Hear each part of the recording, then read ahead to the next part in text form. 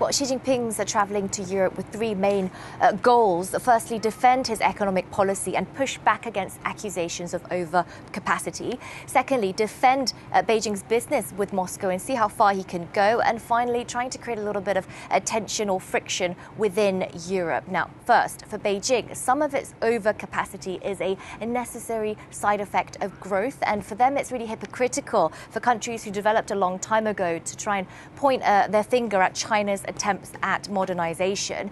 For the EU, though, massive industrial subsidies amount to unfair competition and dumping. They've already started probes into Chinese electric vehicles, solar panels, medical devices, and more. And this really is a huge issue between Europe and China right now, and it's unlikely to be resolved anytime soon. Another major sticking point is the war in Ukraine, a war on European soil. Emmanuel Macron is set to once again warn President Xi against propping up Russia's war machine. Beijing has so far insisted on its right to do business with whomever it wants to and has not crossed that red line of directly selling lethal weapons to Moscow. Finally, Xi Jinping's choice of destinations is very telling as well. After Paris, he's headed to Belgrade. That visit will be seen as an anti-NATO lap. The visit to Budapest, meanwhile, support for an outlier leader within the EU.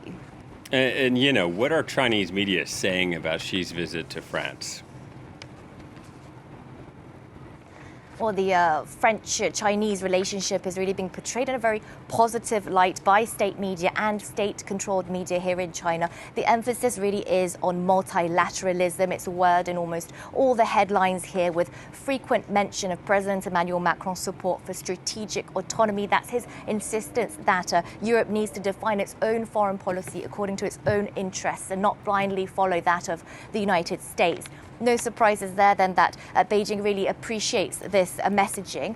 Aside from hard politics, though, there's a lot of talk here about the two countries celebrating their 60-year anniversary of diplomatic relations. There's an array of cultural exchanges and activities that have been taking place, and you can read all about that in the Chinese press. There's also a lot of articles about French culture, French history, two ancient civilizations, as state media like to call them. Xinhua news agency even quoted President Xi Jinping in a speech when he said that Molière, Stendhal, Balzac, Victor Hugo and Maupassant, and the list actually goes on, have helped him, I quote, better appreciate life with all its joys and sorrows. So a lot of emphasis there on the positives ahead of the visit.